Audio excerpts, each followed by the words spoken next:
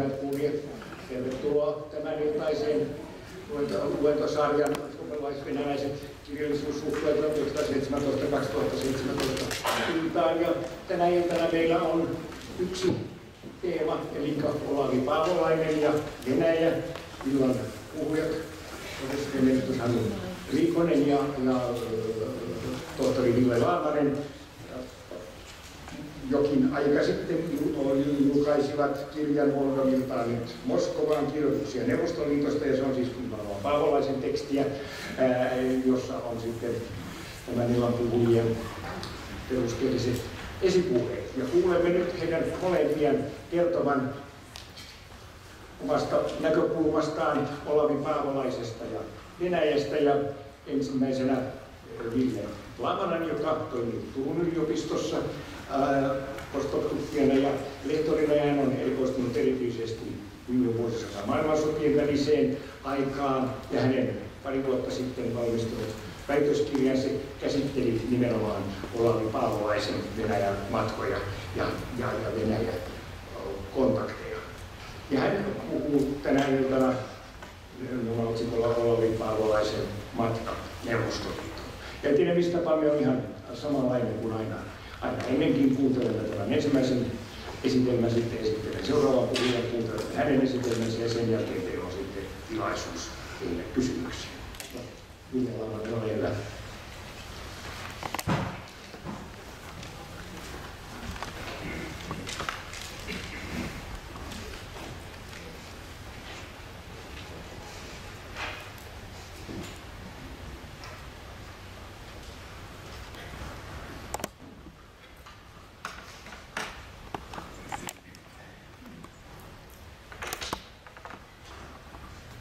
Hyvää iltaa myös mun puolesta.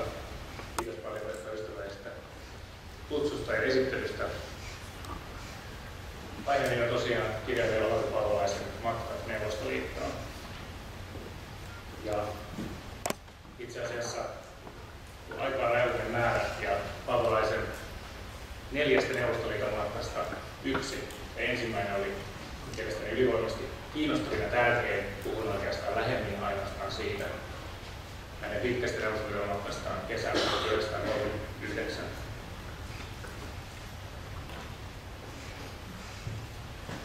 Koska tämän illan molemmat esitelmät keskittyy niin kiinteästi yhteen henkilöön, Olavi Paavolaiseen, mä ajattelin, että on varmaan paikallaan kertoa hänestä muutama sana. Täällä tuskin on kauhean monta kuulijoita, että ei olisi Paavolaista koskaan kuullut tai kertoa, kuka hän oli. Mutta mä ajattelin, että käytetään muutama minuutti siihen, että mietitään, millainen kirjailija Neuvostoliittoon matkusti tuolla kesällä 1939. Hän tunnetaan karjalaisena ja suomalaisena, toisaalta eurooppalaisena kosmopoliittina. Mä oon valinnut tähän vasemmalle kuvan Paavolaisesta Teriolta kesällä 1938. Ja siinä tiivistyy jotain hänen olemuksestaan sitä kirjailijana ja henkilönä, matkamies, joka katsoo majoitti kaukaisuuteen, tarkka huolitellusta ulkoasustaan ja tunnettu keulakuva. Ja Paavolainen oli vuonna 1936 matkustanut Hitlerin Saksaan ja kirjoittanut hyvin tunnetun teoksen 3. valtakunnan vieraana. Hän olisi halunnut matkustaa Neuvostoliittoon oikeastaan välittömästi sen jälkeen, koska hän olisi halunnut saada tavallaan molemmat puolet esille aikansa suuresta ideologian välistä kamppailusta, jota hän käsittelee tietysti ruumiinkulttuurin ja uskonnon näkökulmasta, tavallaan uusina uskontoina, totalitaarisia ideologioita. Mutta hän ei onnistunut saamaan Neuvostoliiton viisumia vielä silloin loppuvuodesta 1936. Hän lähti Etelä-Amerikkaan pitkälle matkalle melkein puoleksi vuodeksi vuonna 1937, ja hän pääsi Neuvostoliittoon lopulta vasta 1939. Mutta tässä kuvassa hänet on kuvattu siinä vaiheessa, kun hän viimeistelee Risti ja Hakaristi nimistä kirjasta, josta tuli sitten lopulta viimeinen hänen 30-luvun suurista matkakirjoistaan. 3. valtakunnan vieraana, lähtöolemuksut ja Risti ja Hakaristi. Ja Paavolainen on noussut julkisuuteen jo ennen näitä kirjoja, oikeastaan 20-luvun mittaan varsinkin ja 20-luvun lopulla. Hänen esseekokoelmansa Nykyaikaa etsimässä esitteli hänet tällaisena tavallaan modernin nykyajan hengen tavoittelijana.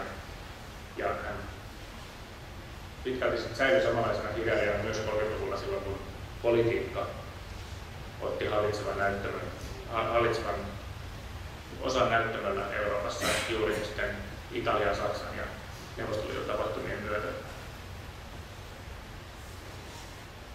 Ja Paavolainenhan on tunnettu mun mielestä edelleen, ja hänet tunnetaan paremmin kuin useimmat muut aikalaisensa, että harrasti vähän samanlaisia asioita ja kirjoittaa kulttuuripoliittisia esseitä.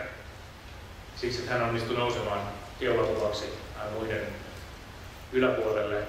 Hän oli jo aikanaan tarkka tosiaan julkisesta esiintymisestään ja siitä, mitä hänestä ajateltiin ja kirjoitettiin.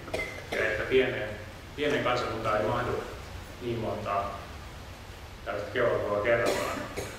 Ja ehkä Paavolaisen yksi vaikutus on ollut se, että hän on pyrkinyt laittamaan Suomea erityisesti eurooppalaiseen kontekstiin ja muistuttanut meitä siitä, että tällaista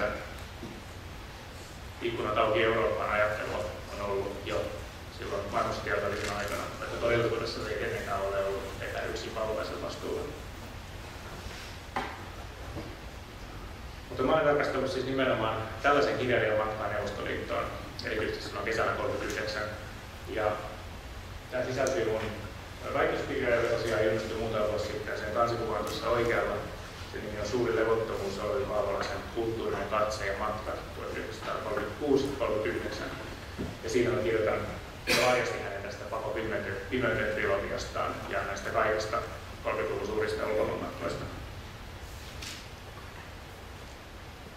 Mutta se matka, joka omasta mielestäni oli oikeastaan Paavolaisen kiinnostavin, mutta josta kirjaa ei sitten lopulta tullut, oli nimenomaan tämä matka Neuvostoliittoon kesällä 1939.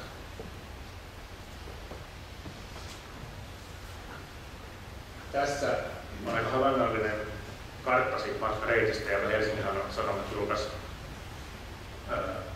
tuossa alkuvuodesta 2014. Matka oli pitkä, melkein 3 kuukautta, 11 viikkoa, ja se suuntautui läntiselle Venäjälle, mutta sen lisäksi myös Kaukasiaan, Georgiaan, silloin Gruusiaan, niin kuin sanottiin, ja sitten vielä Ukrainaankin. Ja tällaiset läntisten tai ulkomaalaisten kulttuuri-intellektuaalien matkat Neuvostoliittoon oli silloin kesällä 1939, kun Paavolainen sinne pääsi, joka on hyvin harvinaiseksi. Ja toki tehtiin jonkin verran, mutta ei yhtään niin paljon kuin vielä muutamia vuosia aikaisemmin.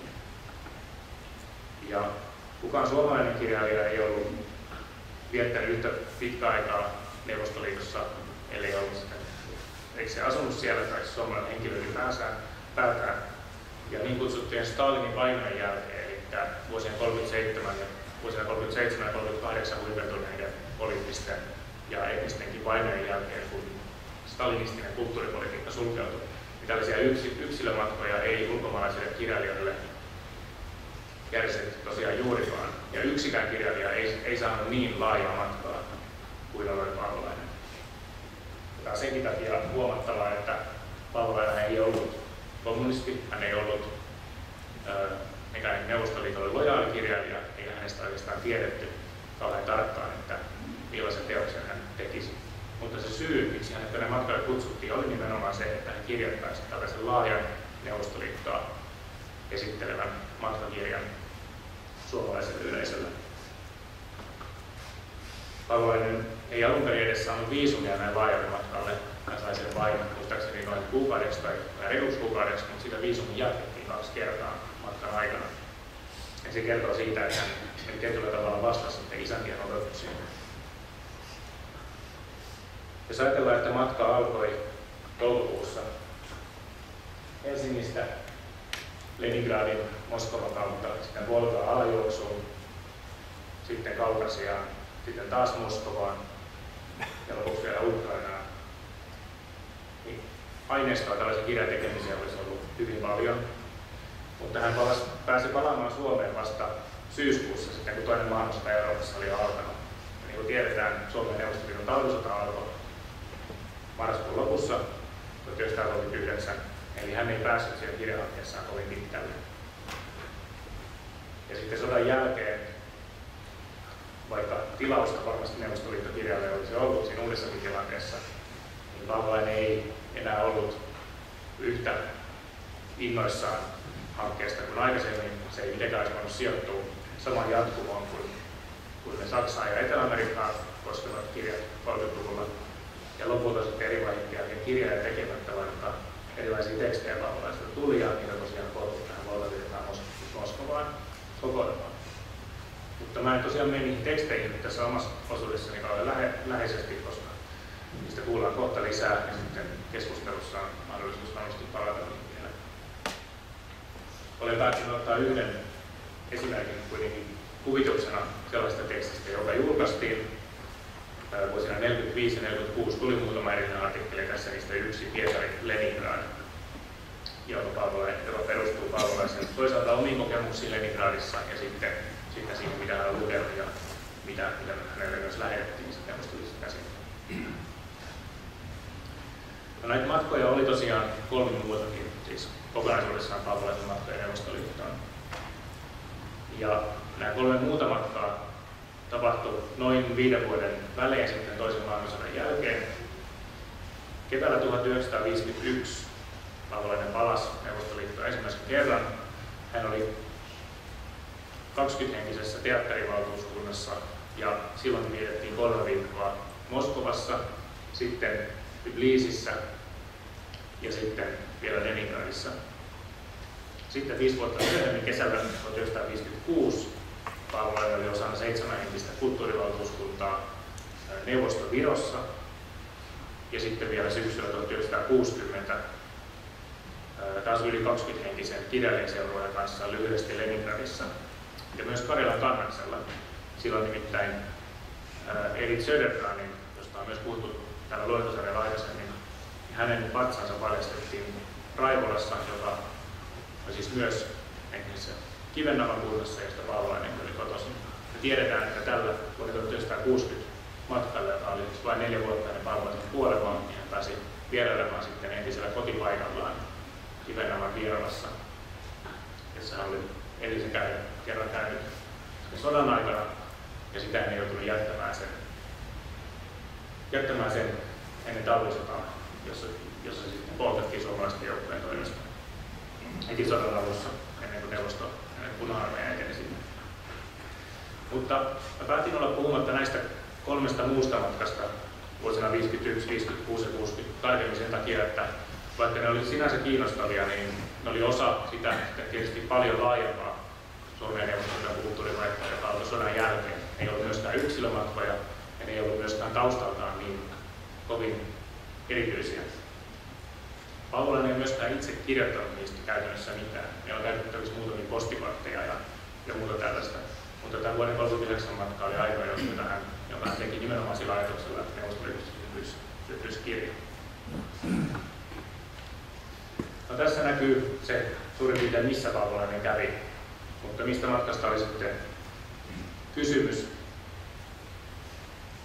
Hänet siis kutsui Neuvostoliittoon virallinen taho. Sen lyhenne oli VOX, suomenkielinen nimi, yleisliittolainen ulkomaalaisten kulttuurisuhteiden yhdistys. Ja se oli siis valtion viranomainen, joka tehtävä oli vastata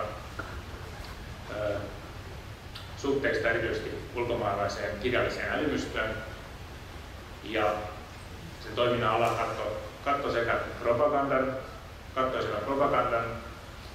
vähän hienovaraisemman mielipidevaikuttamisen, mutta myös tällaisen aidosti kaksisuuntaisen kulttuurivaihdon siinä mielessä, että kun ulkomaalaisia kutsuttiin Neuvostoliittoon, tietysti esiteltiin sitä suurta sosiaalisesta projektia, joka se oli käynnissä, niin varsinkin 20-luvulla ja sitten vielä että tässä niin kutsutussa kansanrintaman vaiheessa 30-luvun puolivälissä, kyllä Neuvostoliitossa oltiin aidosti kiinnostuneita siitä, mitä ulkomaalaiset ajatteli vielä. Ulkomaalaisverrat ajatteli, ja se oli mahdollisesti myös vaikutusta siihen Neuvostoliiton yhteiskunnalliseen rakentamiseen. Mutta tosiaan sitten kun nämä Stalinin painot tuli ja Neuvostoliitossa suuri osa kulttuurielimistöstä, jolla oli suhteita ulkomaille, myös tämän alan viranomaisista joutui joko vankileireille tai telotettiin, näitä vierailuita oli paljon vähemmän ja ylipäänsä oltiin vähemmän kiinnostuneita ulkomaalaisten mielipiteistä. Mutta ehkä silloin tarvittiin jotakuta, joka ei olisi valmiiksi uskollinen, joka voisi herättää uudella tavalla mielenkiinnon. Me muistetaan, että kesällä 1939, varsinkin ennen kuin sitten Hitler ja Stalin pääsi sopimukseen itäisen Euroopan etupiirijaosta, oli hyvin epäselvää, että syttyisikö sota tai jos syttyisi, kuka olisi milläkin puolella. Neuvostoliitto oli varmaan kiinnostunut siitä, mitä ulkomailla ajateltaisiin. Ja tässä on kuvattuna muutama henkilö. Vasemmalla alhaalla on Hella Vuolijoki, monen alan vaikuttaja tietysti, myöhemmin Yleisradion johdossa ja kansanedustajana.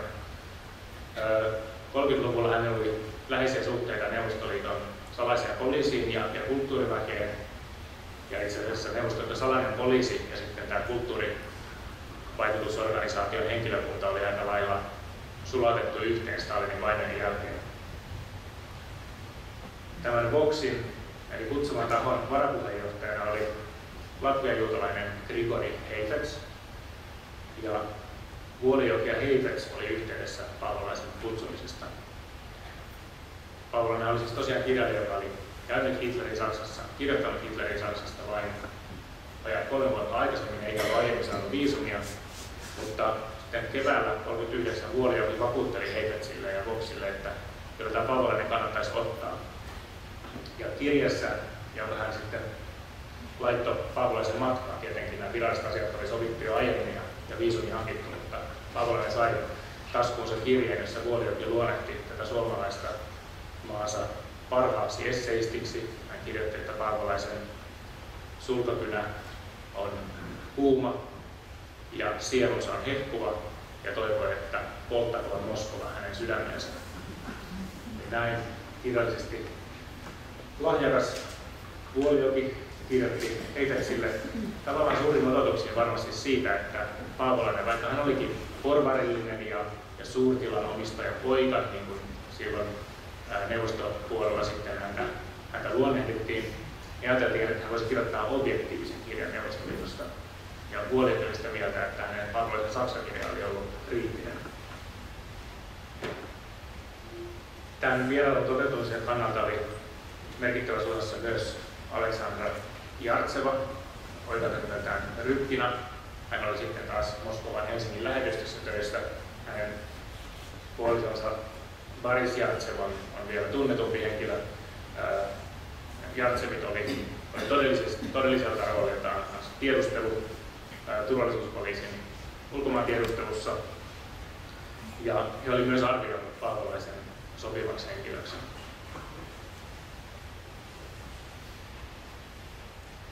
Ennen kuin Paavolainen sitten tosiaan hyväksyttiin 39 tälle matkalle, niin oli ollut muutamia muita tunnusteluja suomalaisten kirjailijoiden saamiseksi Neuvostoliittoon. Mutta ne oli tapahtunut oikeastaan pari vuotta aikaisemmin ja ennen kuin Stalinin vainot oli erityisesti kiihtynyt. Näissä vainoissahan merkittävä määrä suomalaistaustaisia kommunisteja, jotka oli erityisesti Neuvosto-Karjalassa, niin kutsutusti puhdistettiin, eli telotettiin ja ammuttiin ja lähetettiin vankileireille. Mutta ennen kuin tämä tapahtui, niin erityisesti Petroskoissa ja sitten Otto Wille-Kuusisen taholta Moskovassa pohdittiin, että ketkä suomalaiset kirjailijat olisivat sopivia.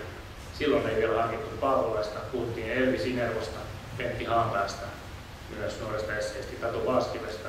Erityisesti Sinervo ja Haanpää oli varmaan heidän vasemmistolaisuutensa takia harkinnassa. Mutta sitten kun suomalaistaustaiset kommunistit oli joutunut epäsuosioon, niin heidät käytännössä ohitettiin tässä kutsuprosessissa. Eli Paavolaisen kutsua ei minkään olemassa olevan tiedon mukaan käsitelty Kuusisen kautta. Voidaan olettaa, että hän ehkä siitä tiesi, mutta joka tapauksessa Hella Vuolijoki kirjoitti suoraan tälle Grigori Heifetzille Voxiin. Voidaan ajatella, että tämä oli tämmöinen hyvin yksittäinen ja erityinen hanke. Tosiaan poikkeuksellisen pitkälle, melkein 3 kuukautta siellä vierailulle ympäri, ei vaan Venäjää, vaan muutakin läntistä Neuvostoliittoa. Saada suomalainen kirjailija, joka voisi toivottavasti kirjoittaa jotain niin kutsutusti objektiivista, eli jossain määrin positiivista. Mutta samalla se oli riski, koska jos Paavolainen käyttäisi sitä luottamusta tavallaan väärin ja kirjoittaisi jotain negatiivista, niin sitten olisi tavallaan liian myöhäistä. Ja siinä voidaan olettaa, että monen henkilön tässä Voxissakin Kortelalle vaakalaudalla. Tuossa keskellä on kopio Vuolijoen käsikirjoitetusta kirjeestä, ehkä joku Venäjän taitoinen, vaikka se käsiala onkin, voi saada sitä selvää, mutta siinä tosiaan esiteltiin Paavolainen ystävällisesti Heideltsille ja kehuttiin häntä. Siinä on ihan kirjeen alku.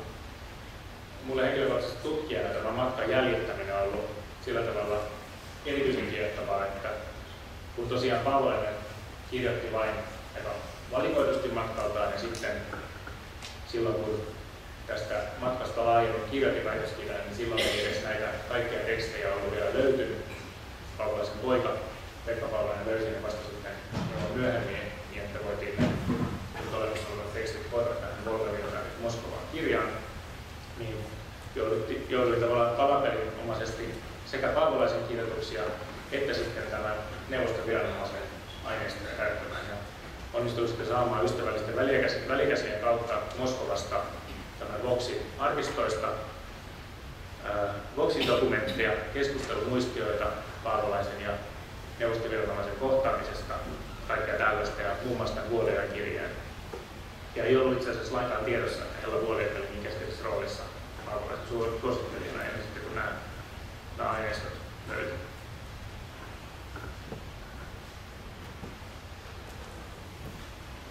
Vaikka Paavolainen oli suomalaisvieraana erityinen, niin kuin sanoin, niin tällaiset kulttuuriväen matkat ylipäänsä Neuvostoliittoon, toisaalta Voxiin ja toisaalta sitten Neuvostoliiton kirjailijaliiton kutsumana, ei ollut sinänsä tavattomia.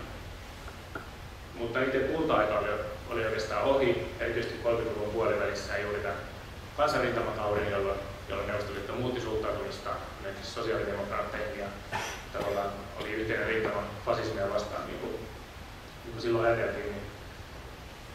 Niin siihen aikaan aika monet lähinnä vasemmistolaiset, mutta ei pelkästään vasemmistolaiset kirjailijat vieraili näyttävästi Moskovassa ja muualla. Ja kun ajatellaan sekä Paavolaisen kohteita laajemmin, missä päin hän vieraili, sitten mitä hänet majoitettiin varhaisiin inturistohotelleihin kaikissa kaupungeissa. Hänen näytettiin hyvin laajasti sekä kulttuurisaavutuksia, teollisuutta, luonnonvaroja, luonnon ihmeitä, kaikkea tällaista. Niin hänen matkansa muistutti aika paljon itse asiassa näitä kaikkein kuuluisimpia ulkomaalaisten kulttuurivaikuttajien matkoja. Ja ehkä kaikkein tunnetummat näistä 30-luvun ulkomaalaisvieraista on ranskalainen André Gide, joka teki oman matkansa vuonna 1936, ja sitten saksanjuutalainen Leon Feuchtwanger, joka kävi vuodenvaihteessa 1936-1937. Gidein kuuluisa kirja on tuossa kuvattuna vasemmalla ja Feuchtwangerin sitten sen jälkeen toinen vasemmalla. Mutta sitten tavallaan eikä kulttuurisesti ja myös tavallaan kirjailijatyyppinä Paavolaista lähimpänä on itse asiassa ruotsalainen Gustav Hellström, tuskin kauhean laajasti tunnettu. Mutta Hellström oli Paavolaisen tapaan vierailu sekä Saksassa että Neuvostoliitossa ja kirjoitti molemmista kirjan. Tässä kuvataan Hellströmin neuvostoliittokirja Wegen till Paradiset, joka on ironisesti nimetty. Hellström oli tavallaan samantyyppinen kulttuuriliberaali kuin Paavolainen siinä mielessä, että hän vältti, aika varovainen, hän vältti sanomasta mitään kovin voimakasta tuomiota sen enempää Hitleristä kuin Stalinistakaan, mutta hän oli kriittinen ja hän kirjoitti erityisesti siitä painostavasta vainon ilmapiiristä, joka lyijypilven tavoin hallitsi Moskovaa jo tuolla vuonna 1937. Hän kirjoitti siitä, miten salaisen poliisin mustat autot hakivat sekä korkearvoisia virkamiehiä että tavallisia ihmisiä, ja yleensä se matka oli yksisuuntainen. Voidaan kuvitella, että kun Neuvostoliiton ulkoministeriön tai ulkoasian ja kansankomissaariaatin puolesta Hellström ja muutama muu ruotsalainen toimittaja kutsuttiin matkalle, niin ei olisi toivonut, että ihan näin suoraan tästä vainoistakin kirjoitettaisiin. Vielä pahempi pettymys oli ollut André Gide, joka siis vielä silloin matkansa alla ja sen aikana oli tunnettu, ehkä kuuluisin eurooppalainen salonkikommunisti, joka oli hyvin ymmärtäväinen Stalinin politiikkaa kohtaan ennen kuin hän sitten itse matkusti Neuvostoliittoon. Ja hän päätyi sitten tässä Paluu Neuvostoliitossa -kirjastaan oikeastaan rinnastamaan Stalin ja Hitleriä. Ja se oli suurin piirtein pahinta, mitä voi silloin tehdä. Hänestä tuli sitten täysin ei-toivottu henkilö tietysti Neuvostoliitossa ja Stalinin uskollisille kommunisteille. Ja hän kirjoitti hyvin vahvasti siitä, miten Neuvostoliitto on itse asiassa pettäneet sosialismin ja kommunismin ihanteet, joiden esitaistelijana olisi pitänyt olla. Sitten tämän Feuchtwangerin, joka on kuvattuna tuossa vähän ehkä jäykän näköisenä Stalinin vieressä. Hänen kirjansa oli tavallaan puolustuspuheenvuoro sitten stalinismille ja näille näytösoikeudenkäynneille. Mutta on tietoja, että Feuchtwanger kovasti painiskeli sen kanssa, että miten hän kokemuksestaan kirjoittaisi. Hän päätyi sitten ymmärtämään Stalinia tavallaan, koska hän oli valinnut puolensa. Ja tuollahan intellektuaali hyvin monet ajatteli, että tässä on Stalin ja Hitler heidän edustamansa yhteiskunnat ja taistelu käydään ja puoli pitää valita. Mutta sellaisia kirjoja, jotka olisi ollut jotenkin neutraaleja tai selkeästi ehkä positiivisia, jotka olisi ollut kiinnostavia muidenkin kuin sitten Neuvostoliiton uskollisten mielestä juuri silloin, kun Stalinin vainot sitten kiihtyi ja oikeastaan kaikkialla tiedettiin, että yhteiskunta on varsin totalitaarinen, niin niitä ei ollut liiaksi. Ja se, että ilmeisesti lähinnä Neuvostoliiton kustannuksella Paavolasta sitten kyyditettiin melkein 3 kuukautta, että viisumeja jatkettiin 2 kertaa, niin oli varsin poikkeuksellista.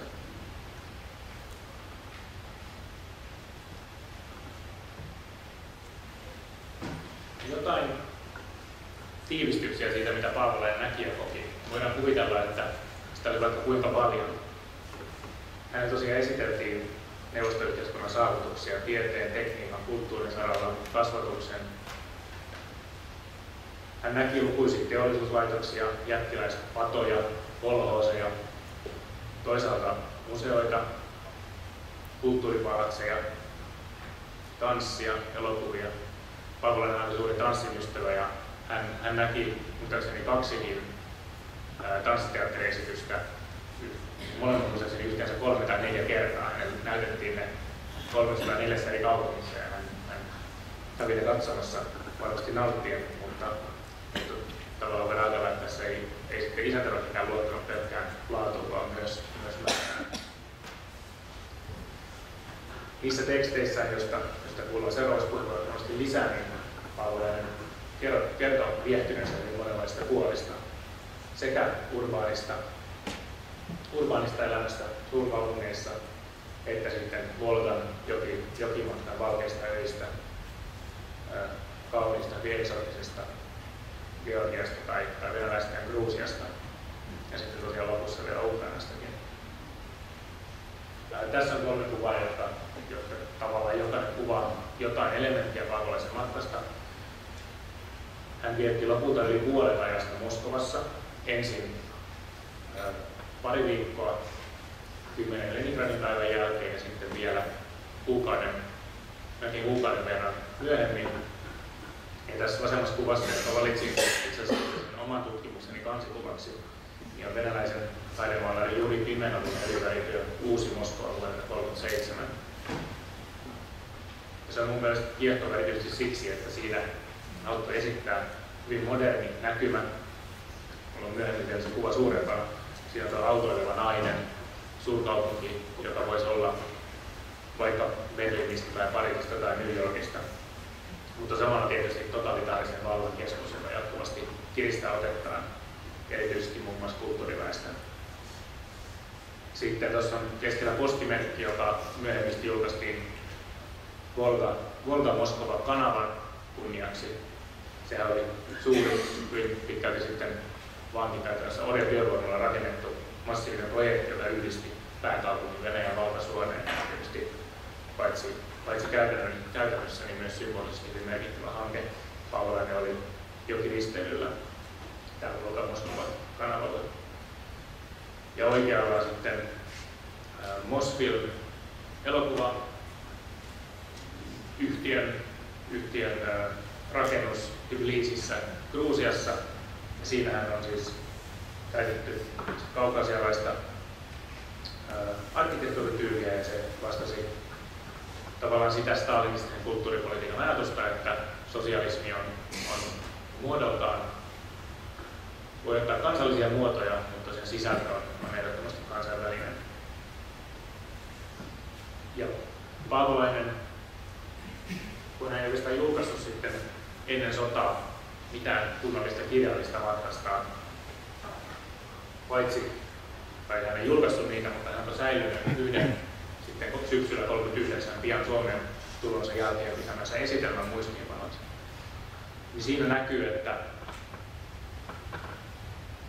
esitelmän Neuvostoliitossa suomalaisille lehdistölle ja upseereille pitää mies, joka on hyvin toisaalta hämmentynyt näkemästään, toisaalta ei malttaisi päästä järjestelemään kaikkea sitä, mitä on nähnyt ja kokenut, miettimään, miten huonosti suomalaisten stereotypiat, sellaiset suomalaiset, jotka ei juurikaan tiedä Neuvostoliitosta tai sen hetkistä kulttuurista puhumattakaan siitä, että olisi siellä käyneet laajasti, miten ristiriidassa stereotypiat on sen kanssa. Ja tässä on yksi tällainen luonneviitta siitä, miten Neuvostoliitto oli Paavolaisen mielestä fanaattisten, idealistien ja teoreettisten intellektuaalisten hallitsema maa, ja siksi niin vaikeasti porvarillisen maailman käsiteltävissä. Ja tämä esitelmä, se on hyvin kiinnostava, mutta siitä näkyy se, että Paavolainen oikeastaan vielä aika lailla ajatteli ääneen siitä kaikesta, mitä hän oli näytetty ja mitä hän toisaalta tiesi, pitäisi ajatella. Tuossa Volga-Virtanen Moskovan kirjassa on tiivistelmä sen esitelmän pääkohdista.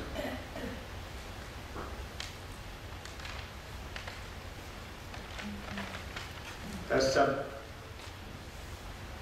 tavallaan kun matkalla pääasia oli se, että ulkomaalainen kirjailija tutustutettaisiin Neuvostoliiton kulttuuriseen ja yhteiskunnalliseen rakentamiseen ja uuteen ihmiseen. Niin se oli toisaalta suurvallan halu esitellä itseään ja parhaita puoliaan, mutta sitten myös heti kun Paavolainen tuli Neuvostoliittoon, niin viranomaiset siellä halusivat tarkasti määritellä, että mikä henkilö hän oikein on ja mikä hänen oma kulttuurinen tasonsa on. Ja vaikka Stalinin vainot oli kohdellut myös tätä Neuvostoliiton omaa kulttuurielimystöä ja näitä viranomaisia kaltoin, niin Paavolaisesta huolehtimaan laitettiin kyllä parhaat voimat, mitä sillä hetkellä oli tarjolla. Leningradissa hänestä vastasi Lidia Kislova-niminen sivistynyt kielitaitoinen nainen, joka oli siis Voksin virkailijoita nimenomaan Leningradissa. Ja hän oli aluksi varsin huolissaan Paavolaisesta, koska tosiaan hänet tunnettiin huonosti, mutta sitten kun hän saapui Leningradiin, niin hän osoittautui hyvin omapäiseksi siinä, mitä hän haluaa nähdä.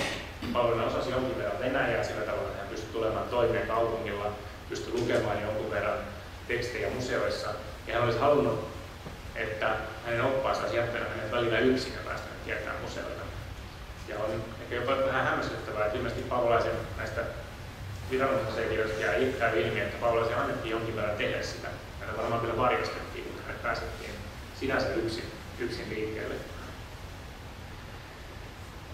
Mutta se, mikä tuotti sitten suurimman pettymyksen isäntäväelle heti aluksi, oli se, että kun kuitenkin kysymyksessä oli suomalainen ja Vuolijoen hyvin mainostama Suomessa ja jopa koko Pohjoismaissa tunnettu kirjailija, Paavolaisen teoksia oli käännetty myös ruotsiksi ja ilmestyi myös Ruotsissa. Oli saatu tällainen kirjailija Leningradin ja Moskovaan, niin Paavolainen ilmoitti melkein ensitöikseen, että hän ei halua tavata paikallisia kirjailijoita. Ja kun kysymys oli kulttuurivaihdosta, käännösten suunnittelusta ja tällaisesta, niin siihen voidaan miettiä, mikä siihen oli syynä. Varmaan yksi syy oli se, että Paavolainen ei, hänen niin kuin sinänsä suhteet, hänellä ei ollut erityisesti kirjailijasuhteita ulkomaille, vaikka hän oli lukenut paljon ja hän kirjoitti paljon siitä, mitä muuta oli kirjoittanut. Mutta voidaan päätellä myös rivien välistä ja siitä, mitä hän sitten jossain yksityisissä viesteissään kirjoitti, että se ilmapiiri, jossa kaikkea tavallaan tyrkytettiin ja se niin selvästi osoitettiin, miten asiat pitäisi kokea ja miten keskusjohtoista kaikki oli, ahdisti häntä. Se kulminoitui myöhemmin Moskovassa, mutta jo täällä Leningradissa Pavolainen ajautui pienen sanaharppaan isäntäväen kanssa, kun hän olisi halunnut nähdä niin kutsutun suomalaisen klubin. Ja suomalaiset klubit oli paikallisten suomalaistaustaisten kommunistien kokoontumispaikkoja ja tavallaan seuraataloja, mutta sitten kun tiedetään, mitä Stalinin vainossa tapahtui muun muassa suomalaisille, niin tämä klubi ei ollut enää toiminnassa. Pavolaiset oli ystävällisesti voitu selittää, että se on valitettavasti suljettu ja sinne ei pääse. Pavolainen kysyi, että mitä te pelkäätte, lupaan, että puhun pelkästään saksaa. Tässä on tällainen kiusallinen tilanne. Ja tämä Ilja Kislova päätyi sitten raportissaan Heifetzille niin kuin saatteeksi Moskovaan pohtimaan, että onko Pavolainen edes todellisuudessa mikään kirjailija. No toki hän oli ja siitä oli kaikki todisteet, mutta tämä osoittaa ehkä myös vähän sitä niin tiedon kulun puutteellisuutta.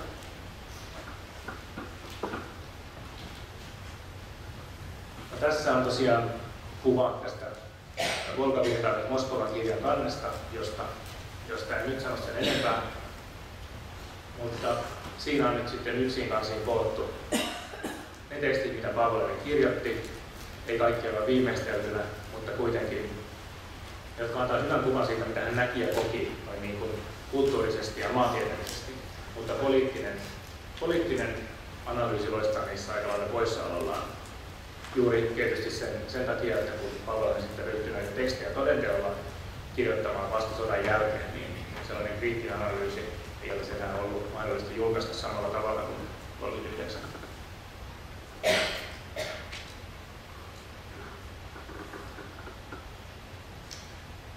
Voisin tässä melkein lopuksi valita yhden päivän Pavolaisen matkalta, josta mä kerron tarkemmin. Se oli ainoa Pavolaisen varsinainen kirjailijatapaaminen, joka sitten toteutui hänen matkan aikana.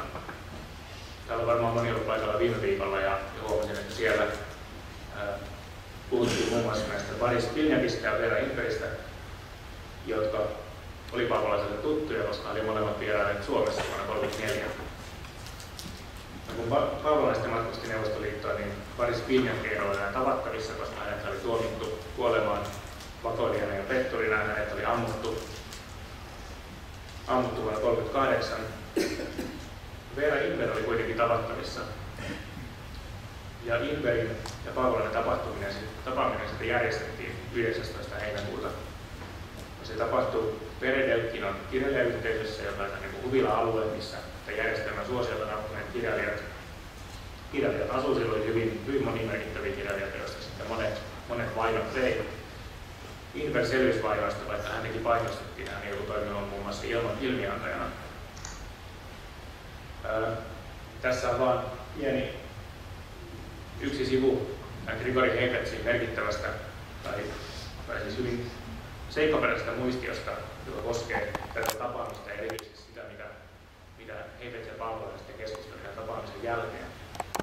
Itse tapaaminen on nimittäin aika pidättyväinen. Puhuttiin siitä, miten Suomessa ei aivan viimeistä neuvostokirjallisuutta tunneta kunnolla. Pavolainen valitteli sitä. Sitten palattiin siihen ikävän välikohtaukseen, mikä oli sattunut Hotel Dormissa, kun Ransemi Sillanpää oli juovuksissa alkanut rähjäämään, kun Imper oli paikalla ja niin poispäin. Mutta mitä tällaista niin kuin varsinaista elävää keskustelua ei ilmeisesti syntynyt. Ja sitten kun Heifetz ja Pavolainen puhuu sitten vodka-lasilisten ääressä myöhemmin taas Moskovassa illalla tästä, ja Heifetz tiukkasi Pavolaiselta, että miksi, mikä vaivaa, niin Pavolainen aika suoraan sanoi, että te teette liikaa propagandaa, ja että hän on tarkkanäköinen kirjailija ja pitäisi tavallaan olla hienovaraisen. Ja vaikka Pavolainen ei itse kirjoittanut tästä tapaamisesta oikeastaan mitään, niin sitten juuri tämän neuvostoviranomaisten raportin kautta on mahdollisuus päästä kiinni siihen, että tavallaan aika läheisesti yhteen esimerkki siitä, millainen tunnelma tämä matkan niin yhdessä huipentuma-tapahtumassa oli. Ja jos ajatellaan, että Pavolainen oli tavannut henkilökohtaisesti 2 neuvostokirjailijaa, toinen heistä oli teloitettu, toinen heistä oli vaitonainen, vaikka kohtelias. Voidaan ajatella, että henkilö kuitenkin tunsi sen venäläisen vallankumousrunouden perinteen, joka oli 20-luvulla vielä innoittanut monia, niin aisti sen erilaisen tunnelman. Ja mä olen kirjoittanut tähän, että varjoja Stalinin kirsikkatarhassa, niin tällä viittaa siihen, että kun Peretelkinon kirjailijayhteisö avattiin vuonna 1934 juhlallisin menoin, Maksim Gorki oli siellä pitämässä avajaispuheen, niin se sai tavallaan tällaisen seuraavaisittain kunnioittavan nimen Stalinin kirsikkatarha. Mutta mä ajattelen, että se on aika varjoisa paikka siinä vaiheessa, kun niin moni talo oli joko tyhjillään tai sitten paljon vähemmän nimekkäinen kirjailijoiden hallussa, kun niin moni oli sieltä saanut lähteä.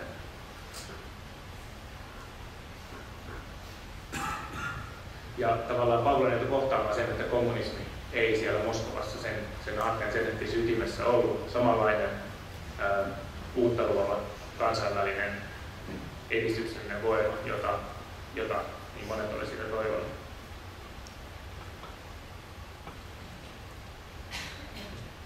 Tästä kaikesta huolimatta pavolaisen vuorovaikutus tämän Grigori Heifetzin kanssa oli kuitenkin ilmeisen hyvä. Nämä miehet selvästi kunnioitti toisiaan, vaikka Heifetz oli itse asiassa turvallisuuspoliisin veteraani, oli ollut vakoilijana Kiinassa, Italiassa, Turkissa jo ennen tapahtuman paavolaisen. Hän joutui oikeastaan vähän epäsuosioon ja oli sen takia tässä kulttuuriorganisaatiossa vaan reilun vuoden. On itse asiassa aika sattumaa, että hän oli siinä työssä juuri silloin, kun paavolainen vieraili. Ja hän itse asiassa sitten vaan muutaman kuukauden paavolaisen vierailun jälkeen siirtyi Kaliforniaan vakoilemaan Yhdysvaltain ydinaseprojektia. Eli hän oli hyvin tärkeissä tehtävissä. Mutta kun nämä kaksi kosmopoliittia kohtasivat Moskovassa ja vietti paljon aikaa yhdessä, niin Heifetzin raporteista selviää, että oli kysymys kuitenkin molemmin puolin kunnioittavasta suhteesta, vaikka varmasti tällainen turvallisuuspoliisin mies ja kokenut sellainen jatkuvasti pyrki kultivoimaan vierastaan. Mutta hän mitä ilmeisemmin arvosti myös Pavolaisen suorapuheisuutta ja jääräpäisyyttä. Ja tässä on myös Venäjän arkistossa löytynyt kortti, jossa Pavlova sitten ennen poistumistaan Odessasta elokuun 8. päivä kirjoittaa vielä viime teoksen Grigori Markovitsille ja kiittää häntä hänen hyvin ystävällisestä seurastaan ja kaikista avustaan. Ja Pavlova kirjoittaa saksaksi, koska saksa oli heidän se yhteinen kieli, jolla he kommunikoivat. Ja voidaan ajatella, että tämmöinen yksittäinen kortti voi olla hyvä tätä meille ja kohtelee selektiivisesti kirjoittaa isännälle ennen poistumista pitkän matkan jälkeen. Mutta kun se yhdistää kaikki niihin muihin tiedonpurusiin, mistä olen tämän matkan kokonaisuuden kerännyt, niin se on jotenkin jäänyt mieleen puhuttelevasti sillä tavalla, että vaikka nämä molemmat miehet tiesi kuka on kuka, toinen on propagandaorganisaatio ja tiedustelupalvelumies ja toinen on kirjailija, johon yritetään vaikuttaa, niin se oli sellaista kunnioittavaa kanssakäymistä, että sillekin oli tavallaan tilaa siinä omissa puitteissaan. Ja tässä ihan lopussa on vielä tämä Juri Pimenovin Uusi Moskova maalaus. Ja mä huomaan aina palatani siihen uudestaan, koska se muistuttaa tavallaan siitä, että yhdessä paikassa oli paljon vääränlaista. Moskovassa oli paljon sitä, mikä innoitti, mikä nähtiin modernina, uutta luovana, mikä toi mieleen samanlaisia näkymiä kuin muutkin suurkaupungit, mitä voimakkaasti rakennettiin. Autoilevan aineen kukkatuulilaisesta uuden ajan merkkinä. Mutta tässä huolellisesti tähän kuvaan myös vallan symbolit. Siellä on puoluekongressin talo, jossa näytösoikeudenkäynnit järjestettiin, missä turvallisuuspoliisi vietti vuosijuhliaan. Siellä on nykyinen Venäjän duuma, sen aikainen, muistaakseni suunnittelukomitea Gosplanin talo. Vallan symbolit on siellä. Pavolaisen hotellin Metropol oli tuossa ihan jää kuvan ulkopuolelle. Ja sitten on oikeastaan tuolla takana, mistä nainen autoilee, niin siellä oli sitten Lubjanka, turvallisuuspoliisin päämaja, sen kellarissa telotuskammeet ja vankityrmä. Ne kaikki oli siellä samassa paikassa. Ja jotta me voidaan ymmärtää sitä, miten aikalaiset koki nämä paikat ja tilat ja miten monenlaisia ne oli ja miten ne ei ole tavallaan vain yhtä puolta ja miten vaikea olisi toisaalta ulkomaalaisen ajatella, mitä kaikesta siitä pitäisi päätellä. Niin, vaikka Pavolainen ei koskaan kirjoittanut mitään yhtenäistä ja oli hyvin varovainen yhteiskunnallisessa kannanotoissaan, niin kaikesta tästä mitä hän sitten lopulta kirjoitti, mitä hänen matkavaiheesta tiedettiin ja mitä isäntä väki sitten raporteissaan kertoi, niin saadaan tavallaan tällaisten erilaisten oppaiden kautta palapeli menneeseen. Ja voidaan pohtia myös tavallaan sitä, mitä Paavolainen olisi kirjoittanut, vaikka hänestä koskaan sitten paperille saanut ainakaan meillä asti säilynyt. Kiitos, ajattelin, että tässä on sopiva alustus. Annan seuraavaksi puheenvuoron H.K. Riikosen näistä teksteistä. Kiitos.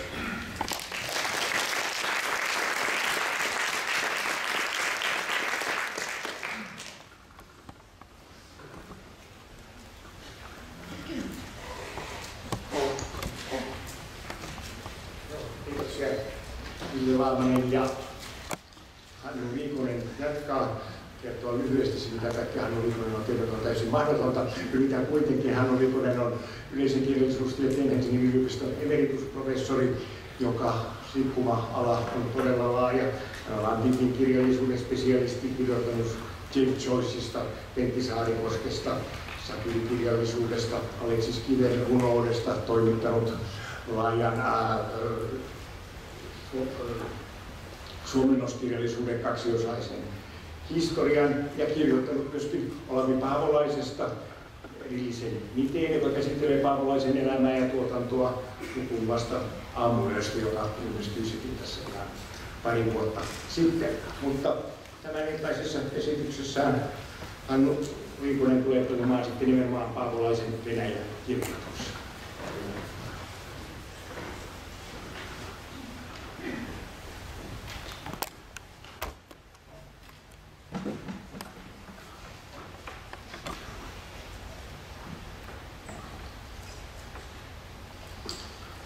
Hyvät kuulijat, esitykseni otsikkona on Olavi Paavolaisen Venäjä-kirjoitukset.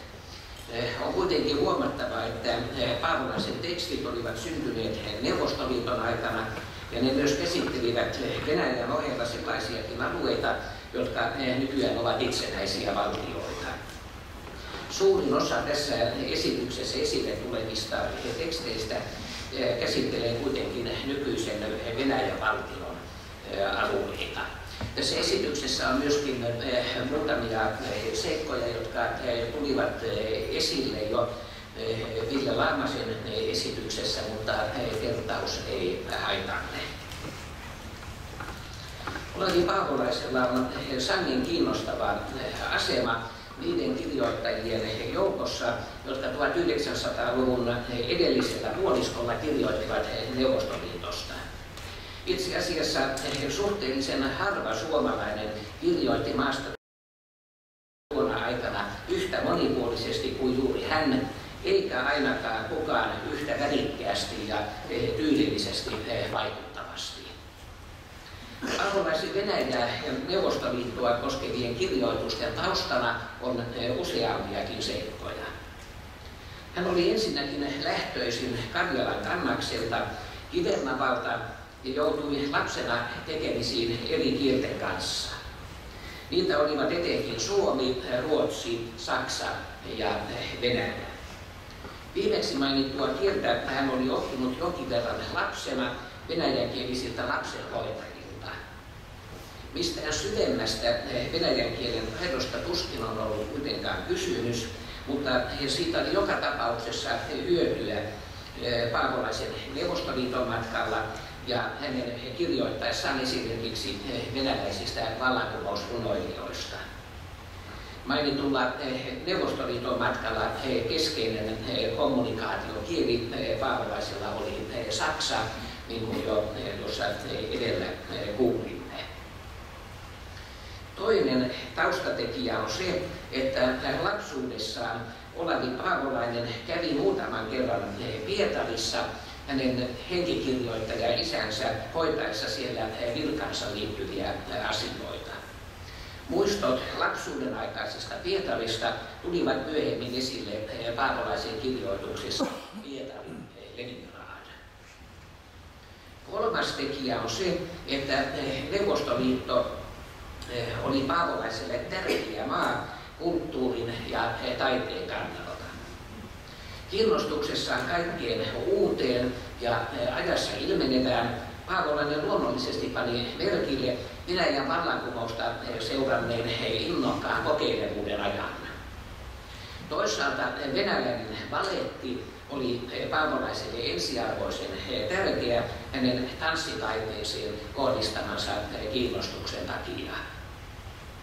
Ja vielä neljäntenä tekijänä on syytä mainita Paavolaisen 1930-luvun kiinnostus totalitaristisiin järjestelmiin. Ilmenivätpä ne kolmannen valtakunnan Saksassa, menneisyyden jesuittavaltiossa, Paraguayssa, Etelä-Amerikassa tai sitten Neuvostoliitossa. Lisäksi keskeinen taustatekijä on aiheiden kannalta luonnollisesti vuoden 1939 laaja Neuvostoliiton matka, josta juuri kuulimme valaisevan esityksen. Olavi Paavolainen käsitteli Venäjää ja Neuvostoliittoa useissa eri yhteyksissä. Vuonna 1929 ilmestyneessä esseekokoelmassa Nykyaikaa etsimässä on venäläisiä vallankumousrunoilijoita Aleksander Blogia, Sergei Jeseninia ja Vladimir Majakovskia käsittelevä luku. Tämän lisäksi hän käänsi kappaleen erästä Ilja Ereburgin tekstistä lehteen. Samoin hän 1920-luvulla kirjoitti ylioppilaslehteen arvostelun venäläisen emigranttikirjailijan Dmitri Merezhkovskin romaanista Ylösnousseet jumalat. Yleisesti ottaen Paavolainen kirjoitti venäläisistä kirjailijoista muuten melko vähän. Hän oli ennen kaikkea kiinnostunut eri tavoin visuaalisesti vaikuttavista taiteista, kuten tanssista, teatterista ja elokuvasta sekä kuvataiteesta, olivatpa kysymyksessä vanhat ikonit tai neuvostoajan monumentaaliset henkilöitä esittävät veistokset. Laajemmin Neuvostoliitosta Paavolainen kirjoitti uudestaan kuitenkin vasta toisen maailmansodan jälkeen. Vuonna 1946, samana vuonna, jolloin ilmestyi hänen suuri teoksensa Synkkä yksinpuhelu, hän julkaisi Suomen Kuvalehdessä Pietaria ja Leningradia kuvaavan artikkelisarjan, ja se tuolla vuonna 1946 julkaistiin myös erillisenä kirjasena. Edelleen vuonna 1946 ilmestyi Paavolaiselta 2 artikkelia Matti Kurjensaaren toimittamassa teoksessa Naapurimme Neuvostoliitto. Tämä kyseinen teos oli huomattavan laaja ja monipuolinen esitys Neuvostoliiton yhteiskunnasta, taloudellisista oloista ja kulttuurista. Kirjoittajina ja toimituskunnan jäseninä oli suuri joukko vasemmistolaisesti suuntautuneita suomalaisia Raul Palmgreenia ja Erta Kuusista myöten. Toinen Paavolainen kontribuutioista tähän teokseen käsitteli Neuvostoliiton tanssitaidetta, toinen Volgaa. Synkässä yksinpuhelussa on puolestaan kuvaus Paavolaisen lähdöstä Neuvostoliitosta takaisin kotimatkalle. Paluumatka alkoi Odessasta ja suuntautui ensin Istanbuliin ja Ateenaan. Teoksessa, siis Synkässä yksinpuhelussa, on myös kuvauksia suomalaisten jatkosodassa valtaamilta alueilta Neuvostoliitossa sekä joitakin jaksoja, joissa lehtiuutiset palauttivat hänen mieleensä vaikutelmat Neuvostoliiton matkalta.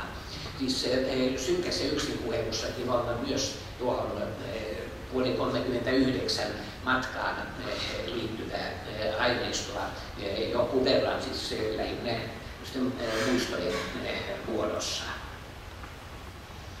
Palattua Neuvostoliitosta Paavolainen piti maata koskevan esitelmän, niin kuin jo kuulimme, mutta tämä esitelmä ei saanut hänen toivomansa vastakaikua. Esitelmää ei myöskään koskaan julkaistu, mutta sen käsikirjoitus ja luonnos on kuitenkin säilynyt ja sitä on referoitu ja osin siteerattu Paavolaisen neuvostoliittotekstien julkaisussa, joka täällä on jo ollut esillä. Sota-aikana Paavolaisen lähimmät työtoveritkin tuntuivat unohtaneen tuon matkan, tai eivät ehkä olleet edes tietoisia siitä, että Paavolainen tällaisen matkan oli tehnyt. Vasta sodan loppupuolella he ryhtyivät sitten kyselemään Paavolaiselta Neuvostoliittoa koskevista asioista. Esitelmässä tuotiin esille muun muassa, ja tämä esitykseen laittama sitaatti, se oli tuolla jo nähtävillä. Paavolaisen mukaan Neuvostoliitto on idealistien ja teoreettisten intellektualistien hallitsema maa, ja siksi niin vaikea porvarillisen maailman käsitettävissä. Paavolaisella tosiaan oli tarkoitus julkaista pian matkansa jälkeen kirja Neuvostoliitosta, niin kuin hän oli tehnyt Saksan ja Etelä-Amerikan matkojensa jälkeen.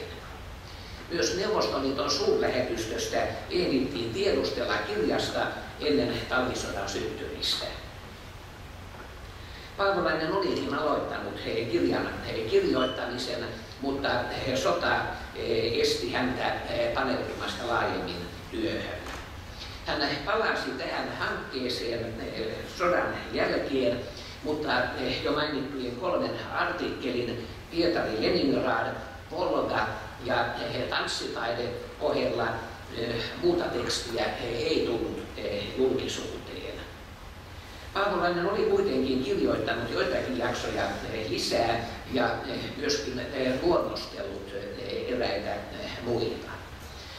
Tämän aineiston tosiaan Olavi Paavolaisen poika, professori Pekka Paavolainen, löysi ja häneltä nuo tekstit saatiin editoitaviksi ja julkaistaviksi. Se, että Paavolainen ei lopultakaan julkaissut Neuvostoliittoa käsittelevää kirjaa, tulee ymmärrettäväksi muun muassa hänen työskentelytapojensa valossa. Etelä-Amerikkaa käsittelevä lähtö ja loitsu ja Saksan matkan tuloksena syntynyt 3. valtakunnan vieraana olivat syntyneet hyvin nopeasti matkan jälkeen, silloin kun vaikutelmat matkasta olivat kirjoittajalla vielä aivan tuoreena mielessä. Neuvostoliittokirjan kirjoittamisen keskeytti, kuten jo todettiin, talvisodan syttyminen. Sodan jälkeen uuden inspiraation löytäminen osoittautui hankalaksi ja lisäksi tuli myöskin Paavolaisen uusi päivätyö radioteatterin palveluksessa. Siis tosiaan Paavolainen olisi vaatinut sen, että hän olisi kirjoittanut tuon teoksen heti matkan jälkeen ja että hänellä olisi silloin ollut myöskin tietyt ulkoiset hyvät työskentelyolosuhteet. Hän oli nimenomaan sellainen kirjailija, joka vaati tämmöisen suhteellisen lyhyen, mutta tavattoman intensiivisen työjakson, jossa oli sitten myöskin tietysti kyllä runsaasti alkoholia ja tupakkaa samanaikaisesti saatavilla. No, Paavolaisen Neuvostoliittokirjan valmistumattomuutta voi valittaa eri syistä. Muun muassa sikäli, että se olisi voinut muodostaa kiinnostavan vertailukohdan paitsi Ville Laamasen jo mainitsemille 30-luvulla ilmestyneille teoksille, niin se olisi voinut muodostaa vertailukohdan myöskin 1950-luvulla ja 60-luvun alussa ilmestyneille teoksille. Ja näitä teoksia ovat Göran Schildin, siis tämän tunnetun matkakirjailijan ja purjehtijan teos Tre veckor i Sovjet, 3 viikkoa Neuvostoliitossa. Tämä teos, siis ruotsinkielinen teos, myöskin suomennettiin. Sekä alkuteos että suomennos ilmestyivät 1954. Hieman myöhemmin ilmestyi sitten Arvopoika Tuomisen kohua ja suurta huomiota herättänyt muistelmateos Kremlin kellot. Ja samoin voidaan mainita myöskin Helsingin Sanomien päätoimittajan Yrjö Niiniluodon laaja Neuvostoliittoa käsittelevä reportaasisarja Helsingin Sanomissa vuonna 1957. Listaa voitaisiin vielä jatkaa ruotsalaisen Olof Lagercrantsin teoksella Ensamheter i Öst och West.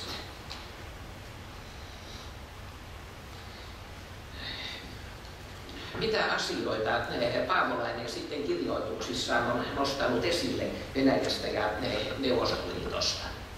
Otan seuraavassa esille eräitä hänen tarkastelemiaan asioita ja ilmiöitä. Paavolaisen kirjoille ja kirjoituksillehan on ominaista suurten linjojen etsiminen ja myöskin siihen liittyen voimakkaiden vastakohta-asetelmien käyttö. Käsitellessään nykyaikaa etsimässä teoksessaan futurismia, hän maalailee värikkään sanakäänteen Venäjällä tapahtunutta äkillistä ja voimakasta muutosta. Sitaatti.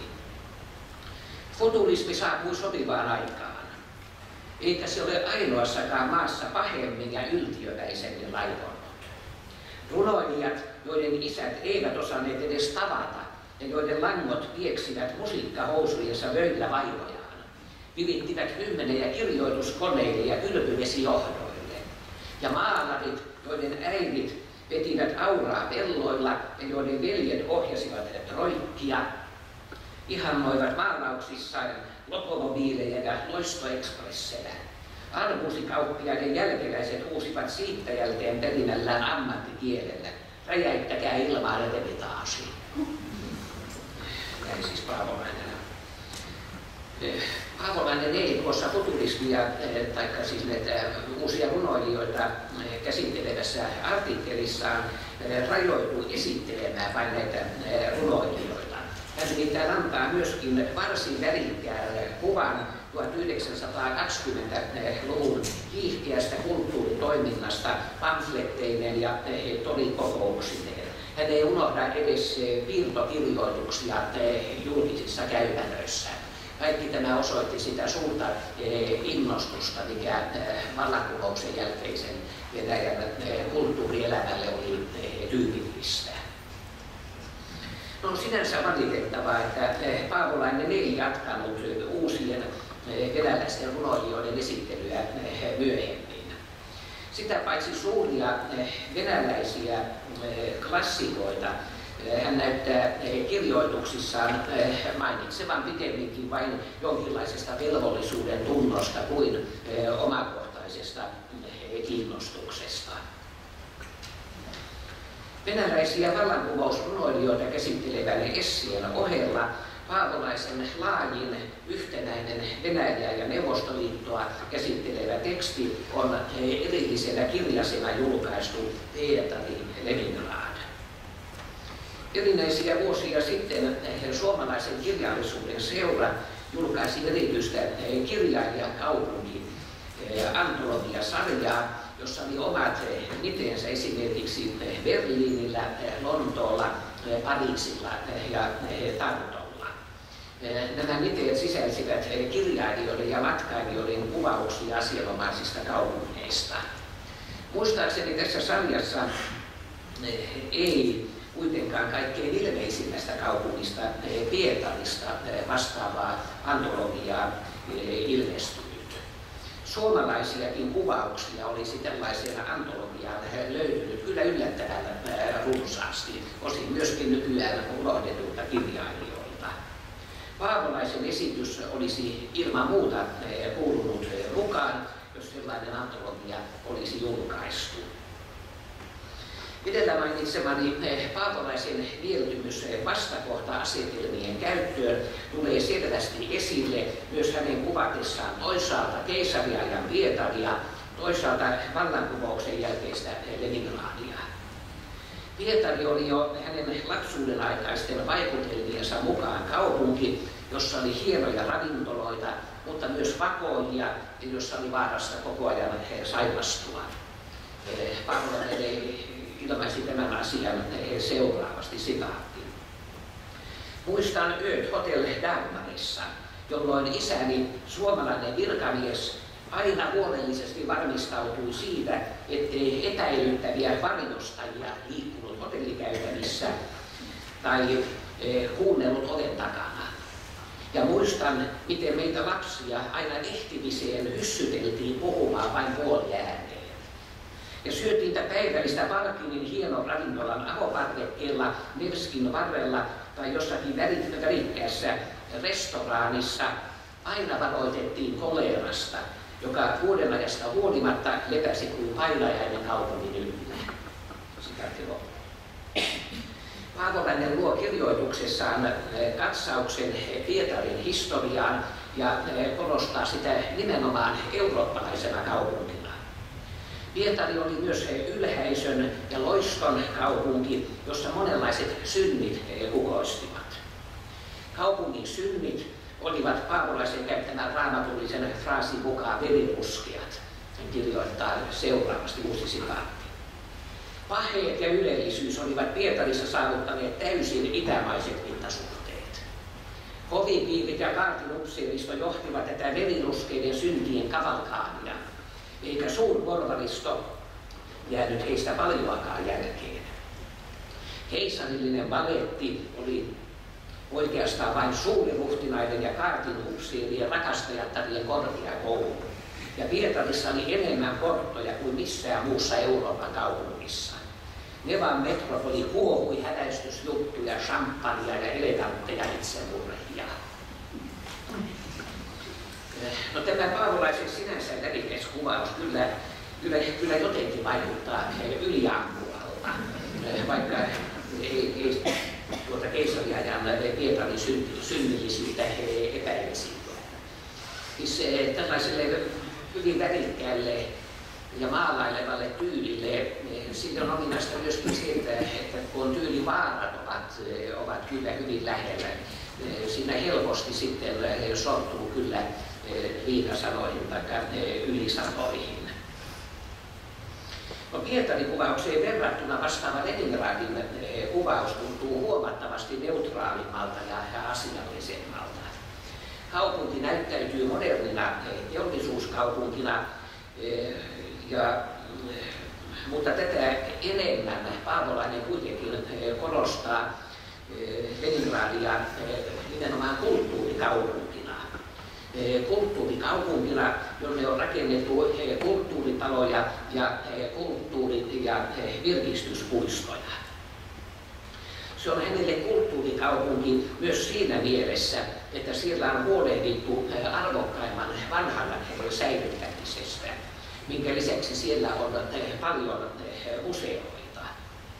Museoista Paavolainen mainitsi myös eräiden Volgan varrella olevien kaupunkien yhteydessä.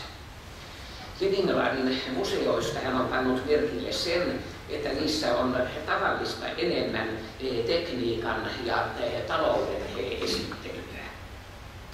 Hän kehuu myös museossa käytettävää uutta tekniikkaa seuraavan tapaan. Nerokas on suuriin seinäkarttoihin yhdistetty valokennojärjestelmä. Kun painaa nappia, välähtävät kartalla eriväriset sähkölamput palaamaan ilmoittaen tarkasti, missä kartalla näkyvistä paikoista sijaitsevat esimerkiksi Neuvostoliiton suurimmat nafta- ja mangaaniesiintymät, missä suurimmat sähkö- ja vesivoimalaitokset aina katselijan tiedonhalun mukaan. No, tietysti kuulostan tähän naivilta, että kun painaa nappia, niin sitten näkyy valo näyttää, missä on mitäkin löydettävissä, mutta epäilemättä se oli tuonaikaisen museotekniikan merkittävä innovaatio.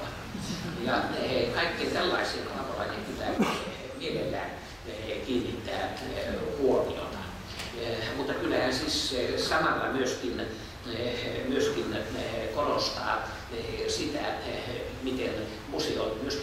säilyttävät omalta osaltaan kaikkia vanhaa.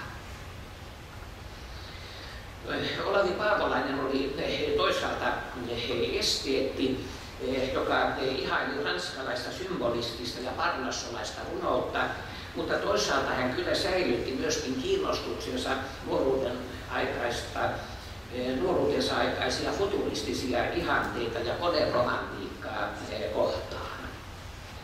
Muutamaan kertaan hän esimerkiksi puhuu hyvin ihailevasti kaupunkien sähköistyksestä ja sähkövalaistuksesta, olipa se sitten Etelä-Amerikassa tai Neuvostoliitossa.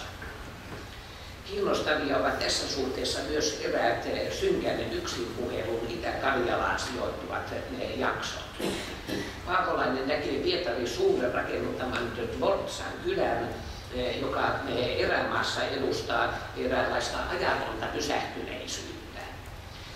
Mutta yhtä lailla häntä näyttävät kiinnostavan myöskin siellä havaitsemansa tai näkemänsä kolossaaliset tehtaat ja muut suoranaista neuvostolaista gigantomaniaa edustavat rakennelmat.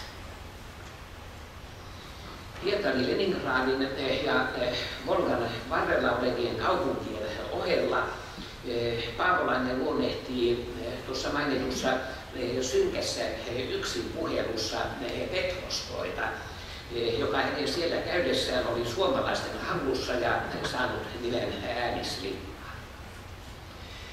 Tämä kaupunki muistutti Paavolaisen mielestä hänen näkemiään eräitä muita kaupunkeja, siis hänen Neuvostoliitossa näkemiään kaupunkeja, kuten Stalingradia ja Kuivyševiä. Itse asiassa se vaikutti suorastaan harvinaisen luonteenomaiselta neuvostovenäläiseltä kaupungilta. Paavolainen jatkoi kirjoittamalla: sen, siis Petroskoin, yhdistelmä äärimmäisestä modernismista, tyylipuhtaasta klassisismista ja röttelöisimmästä tsaarinaikaisesta ryssäläisestä puutaloarkkitehtuurista on oikea kouluesimerkki bolshevisoituneesta kaupunkikuvasta. No, Petroskoi oli hänen mielestään myöskin yhtä paljon Pietarin suuren ja Nikolai toisen kuin Kuusisen, Jyllingin ja Arvasäikien kaupunki. Volgaa koskeva kirjoitus perustui paljolti Paavolaisen Neuvostoliiton matkan Volga-osuuteen. Paavolaisen tunnetut kyvyt sekä maisemien että tunnelmien kuvaajana pääsevät juuri tässä kirjoituksessa oikeuksiinsa. Hän löytää Volgalta ja sen varsilta samaa tunnelmaa ja samanlaisia vaikutelmia kuin Paranaajoella Etelä-Amerikan matkalla. Mutta Paavolainen kuvaa myös Volgan varrella olevia kaupunkeja. Hän oli nähnyt esimerkiksi Stalingradin, mutta kaupungin kuvaus sodan jälkeen ilmestyneessä kirjassa oli sikäli jälkijättöinen, että Paavolainen ei tietenkään voinut kuvata kaupungin sodassa kokemia tuhoja. Hän siis antaa oikeastaan kuvan nimenomaan juuri Stalingradista ennen sotaa, vaikka kirjoitus siis ilmestyi vasta sodan jälkeen. Olavi Paavolainen oli kriitikkona sikäli mielenkiintoinen, että hän käsitteli useita taiteenlajeja: kirjallisuutta, kuvataidetta, arkkitehtuuria, teatteria, elokuvaa ja jopa lausuntataidetta. Mutta erityisen tärkeä taiteenlajille hänelle oli joka tapauksessa tanssi ja valetti. Valettiesityksiä Joutsenlantia myöten hän näki eri yhteyksissä myöskin Neuvostoliiton matkallaan kuulimme. Yksi hänen keskeisimmistä tanssia koskevista kirjoituksistaan oli Marie Griepenbergia käsittelevä essee Aamu-nimisessä lehdessä 1930-luvulla. Naapurimme Neuvostoliitto-teoksessa oleva tanssitaidetta käsittelevä kirjoitus on hänen toinen keskeinen kirjoituksensa tästä aihepiiristä. Paavolainen esittelee siinä klassisen venäläisen baletin historiaa ja siirtyy sitten esittelemään ja analysoimaan Helsingissä vierailutta Igor Moisejevin ryhmän kansantanssiesityksiä. Minun ei ole tässä yhteydessä mahdollista käsitellä tätä kyseistä analyysiä, mutta toteaisin joka tapauksessa osoittavan, että Paavolainen oli epäilemättä aikansa parhaimpia suomalaisia balletin tuntijoita ja kaikkein etevimpiä tanssi- ja balletin kriitikoita. Suunnittelemansa Neuvostoliittoa koskevaa kirjansa Paavolainen kirjoitti muutamia varsin viimeistellyn tuntuisia jaksoja. Niissä hän liikkui paljolti alueilla, jotka eivät kuulu enää nykyiseen Venäjään. No, joka tapauksessa jälleen käy ilmeiseksi se, että Paavolaiseen ovat tehneet erityisen suuren vaikutuksen paikalliset maisemat. Hänen kykynsä luonnonkuvaajana on näissä yhteyksissä samaa luokkaa kuin Aunuksen kuvauksissa synkässä yksinpuhelussa. Mutta hän ottaa huomioon myös paikallisen arkkitehtuurin, esimerkiksi Sotsin osalta seuraavasti, sitaatti. Sotsin maine Neuvostoliitossa on suorastaan tavaton. Sen nimen tuntee jokainen lapsikin. Sotsista on tullut suorastaan käsite, jossa selkeimpänä ja kansantajuisimpana havainnollistuu Neuvostoliiton perustuslain 119 pykälän sisällys. Jokaisella Neuvostoliiton kansalaisella on oikeus virkistykseen. Mutta Sotsin erikoisasema kaikkien Neuvostoliiton terveyskylpylöiden joukossa ei kuitenkaan perustu vain tähän käytännölliseen ja käsitteitä selventävään propaganda-arvoon. Se on vielä paljon enemmän. Saavutusten juhlallinen sinetti, riemuitseva fanfaari, voiton merkki. Korkeimpaan käytännöllisyyteen yhtyy täällä näin tuhlaileva upeus, ylellisyys ja loisto, joka on täysin tarkoituksellista. Sen on todistettava Neuvostoliiton kansalaiselle, että kehitys maassa on jo sivuuttanut vaivan näön, taistelujen ja kieltäydyksien asteen, ja että kansalaisille nyt voidaan väläyttää myös hyödynnettä kauheutta, silmän ja mielen iloa. Tässä suhteessa Sotsi kuuluu samaan sosiaalisen rakennustyön voitomerkkien luokkaan kuin Moskova, Volga, Kanava ja Moskovan metro. Näin siis Paavolainen. No, tässä siteeraamassani jaksossa on joukko huomionarvoisia seikkoja. Tyylin kannalta kannattaa panna merkille Paavolaisen käyttämä kolmiasetelma. Juhlallinen sinetti, riemuitseva fanfaari, voiton merkki. Tai tuhlaileva upeus, ylellisyys ja loisto. Tai vaivannäkö, taistelut, kieltäytykset. Tämä on tyypillistä Paavolaisen retoriikkaa.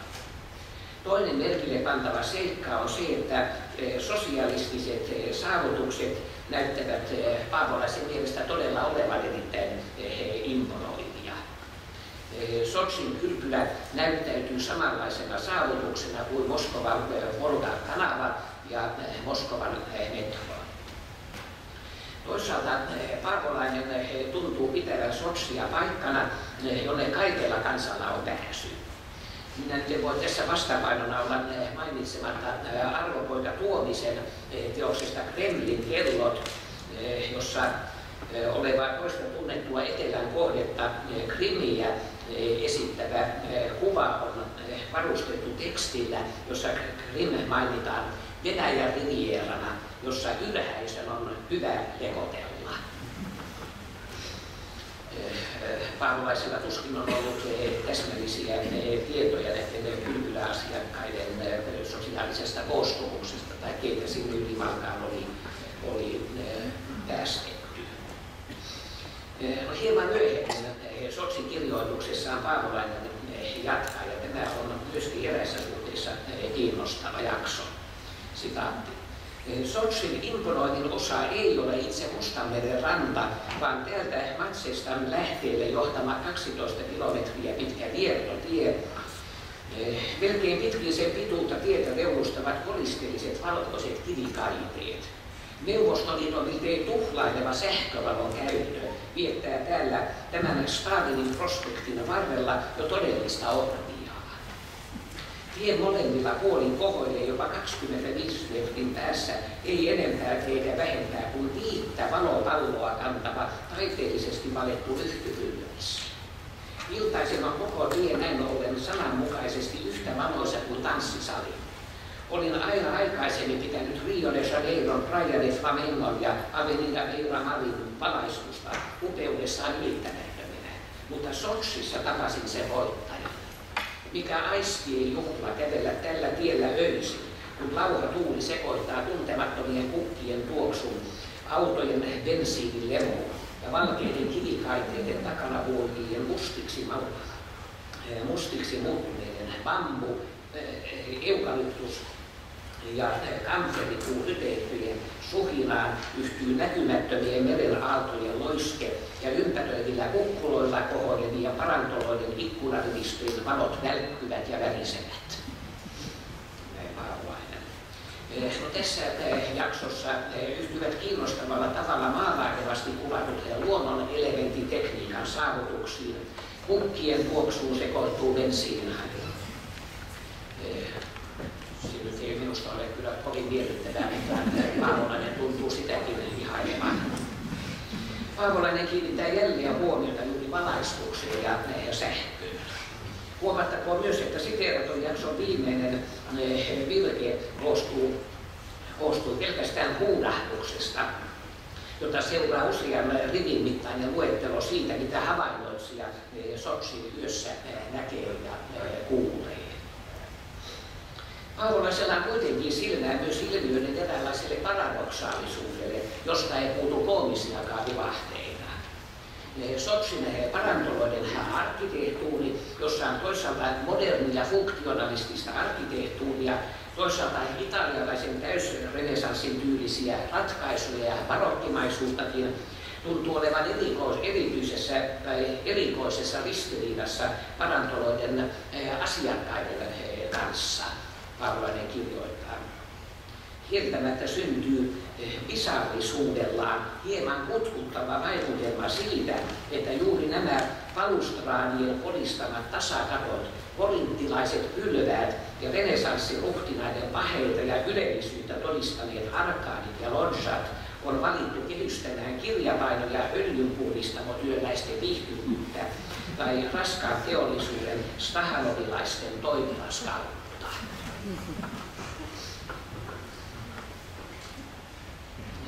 Tämä tuskin vaatii mitään erityisiä kommentteja. Vaikuttaa myös siltä, että Paavolaisen innoittuneimmat Neuvostoliittoon kirjoittamat suunnittelemat tekstit käsittelevät Pohjois-Kaukasusta ja Gruusiaa. Nimenomaan niiden yhteydessä hänen kykynsä luonnonkuvailla pääsevät jälleen erityisen hyvin oikeuksiinsa.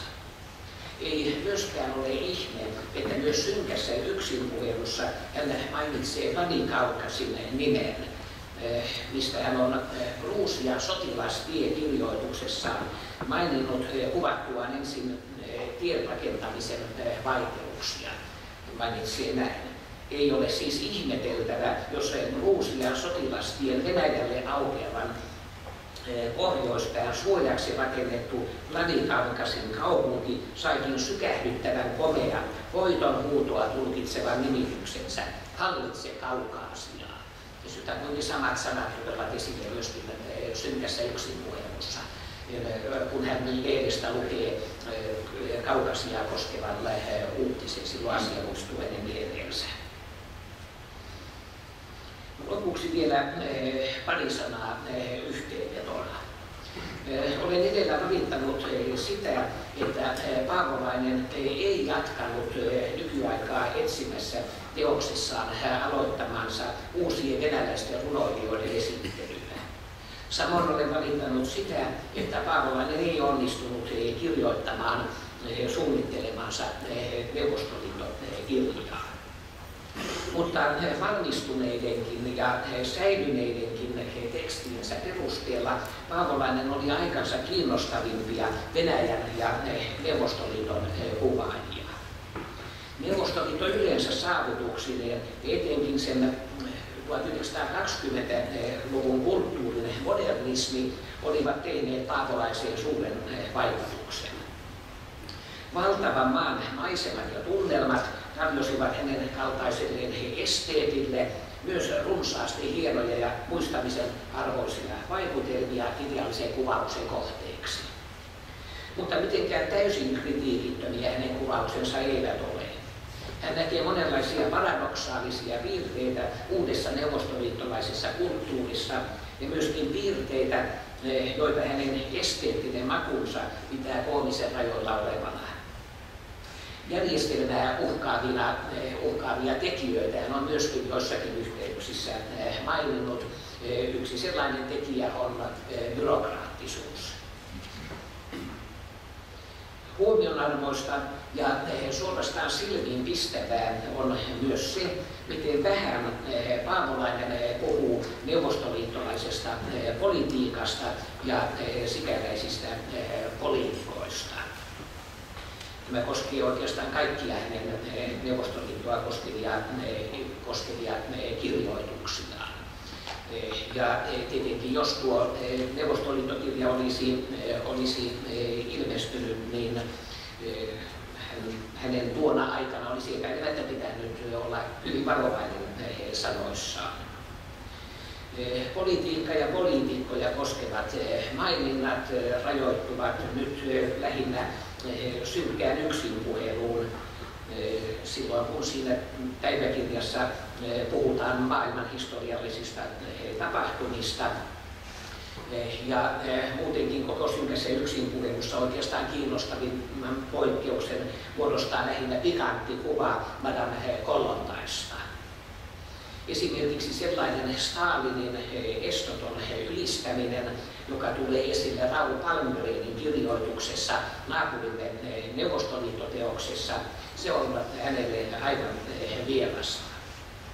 Kaikesta maahan kohdistamastaan ihailusta ja kiinnostuksesta huolimatta mikään neuvostojärjestelmän ylistyksen laulaja hän ei missään tapauksessa ollut. Neuvostoliitossakin käydessään ja siitä kirjoittaessaankin Paavolainen oli viime kädessä esteetti.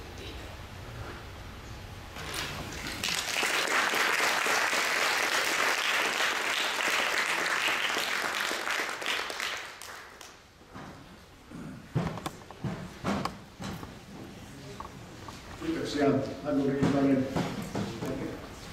Molemmat puhujat ovat täällä valmiina vastaamaan kysymyksiin. Iina, esitellä tuolla mikrofoni. Kun joku vastaanottamalla pyytää puheenvuoron, niin hän tuo mikrofoni siihen. Kiitos ensinnäkin erittäin hienoista esitelmistä molemmille luennoitsijoille. Mulle tuli vaan mieleen tämmöinen itse asiassa peruskysymys Paavolaisesta. Hän oli monellakin tapaa näin jälkiviisaasti, voi sanoa opportunisti.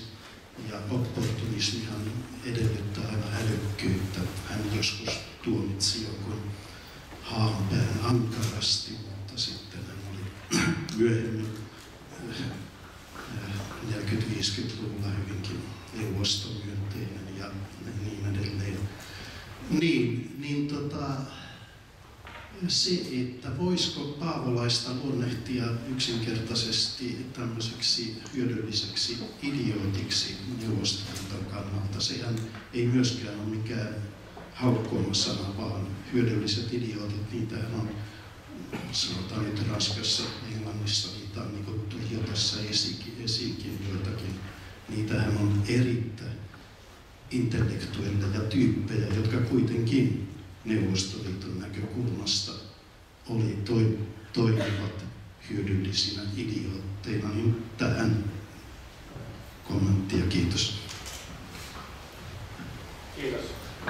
Ja mehän ei tosiaan tiedetä, että millainen siitä kirjasta olisi tullut, ja varmasti siihen olisi vaikuttanut hyvin paljon se, että missä tilanteessa se lopulta olisi ilmestynyt, mutta mun mielestä Paavolaista ei hyödylliseksi idiotiksi voi sanoa senkään takia, että hän ei kirjoittanut sellaista neuvostoliittokirjaa sodan jälkeen, niin hän olisi varmasti saanut tukea sekä Moskovasta että Suomesta sopivilta tahoilta. Ja sitten toisaalta se, mitä tiedetään Paavolaisen matkan aikaisesta tunnelmista, niin kuin tässä Annokin puheenvuorossa tuli esille, niin hän kyllä ironisesti osasi suhtautua moniin asioihin. Ja sitten toisaalta hän isäntäväelleen puhui aika suoraan. Ja mä itse ajattelen niin, että kun hän esimerkiksi Heifetziä kritisoi propagandasta, valitti muun muassa sitä, että kun esitettiin alkuperäiskansan juurta, pohjoinen venetsikansan juurta, niin siellä oli hyvässä järjestyksessä Samovaari, Stalinin kuva ja sähkövalo. Ja Stalin, Paavolainen sanoi Heifetsille, että on naurettavaa, että jokaisessa juurtassa oli Stalinin kuva ja sähkövalo. Uskon, että hän tavallaan valmisteli isäntäväkeä siihen, että jos hän kirjoittaa, niin siinä väistämättä tulee myös kritiikkiä. Ja hän itse asiassa tuskaili asiaa kanssa hyvin paljon. Mutta jälleen ei tiedetä, mitä hän olisi kirjoittanut. Hän ei kyllä paras ehdokas hyödyllisessä idiootiksi. Ehkä vielä sen verran voisi sanoa, että Paavolainen on sodan jälkeen tietysti läheni aika voimakkaastikin vasemmistolaisia piirejä. Ja siihen nyt ilmeisesti oli yhtenä tekijänä ollut sitten vaikuttamassa tuo synkän yksinpuhelun saama vastaanotto. Ne porvarilliset piirit, jotka nyt edustivat samanlaista sivistyneistöä kuin Paavolainen, nämä nimenomaan monessa suhteessa suhtautuivat kriittisesti synkkään yksinpuheluun. Se oli tietysti yksi tekijä. Lisäksi sitten koko Paavolaisen toimintaa tarkasteltaessa kannattaa pitää mielessä se, että hänen tämmöinen perusasennoitumisensa oli seurata kaikkea sitä, mikä ajassa tapahtui. Ja se vei hänet sitten kolmanteen valtakuntaan, se vei hänet sitten Neuvostoliittoon. Hän halusi aina olla niin kuin ajan tasalla ja ikään kuin ajan hermolla ja kuvata sitä. En menisi tätä sinänsä opportunismiksi nimittämään, vaikka tietysti joissakin yhteyksissä jotakin opportunistisia liitteitä saattaakin olla. Siinä on ihan takana pyydetty puheenvuoro.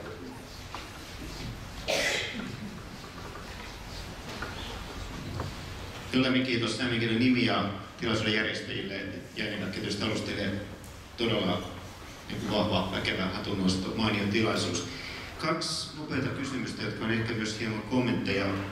Tämä Pietari Leningrad kirjainen tai vihkonen, se on hyvin ohut, nopeasti luettava teos. Sattuneesta syystä Yhdysvallat tuli itselleenkin tutuksi, olin silloin hyvin kiinnostunut sekä Pietarista, Pietarpolista naapurissa, että Paavolaisesta.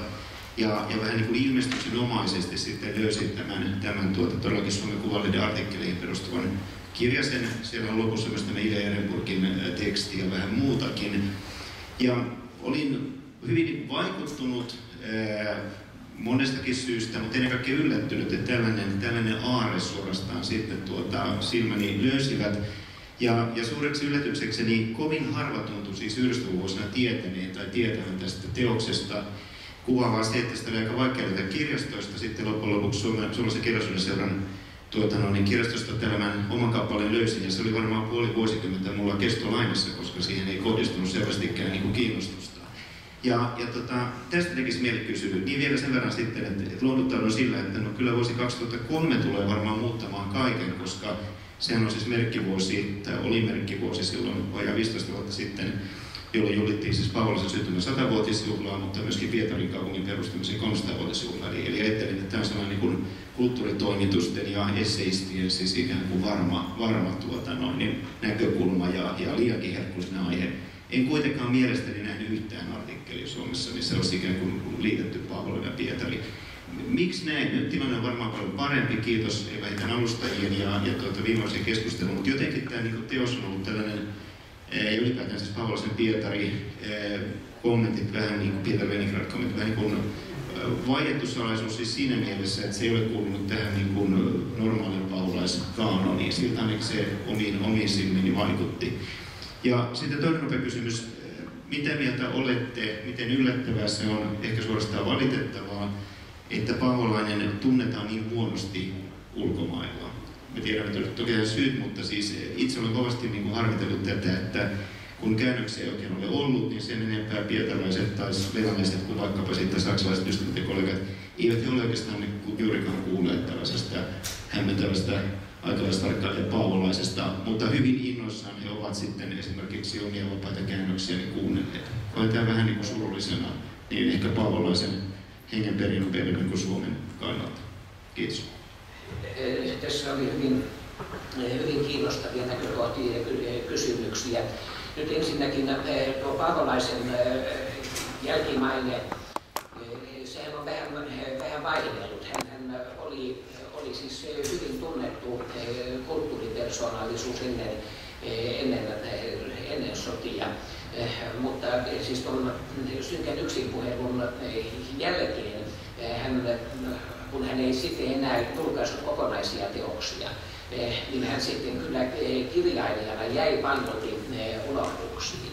No sitten uutta vaihetta muodosti tuo 60-luvun alku, jolloin hänelle myönnettiin Eino Leinon seuran palkinto. Ja silloin myöskin julkaistiin nuo hänen valitut teoksensa 4 niteenä. Mutta se sarjahan ei sisältänyt tätä Pietari Leningradin kirjoitusta. Se oli, jos se oli siinä yhteydessä julkaistu, niin toki olisi se sitten paremmin muistettu, mutta se oli tosiaan vain sitten tämmöisenä niin kuin ohuena kirjasena saatavissa, ja se oli unohdettu ja jäänyt jonnekin kirjastoihin ja antikvariaatteihin. Mutta nyt voi sitten sanoa, että taas tällöin 2010-luvulla niin Paavolainenhan on tullut hyvinkin voimakkaasti esille. Ja se, mikä on myöskin kiinnostavaa, on, että näitä uusia käännöksiä on kyllä tullut. Paavolaista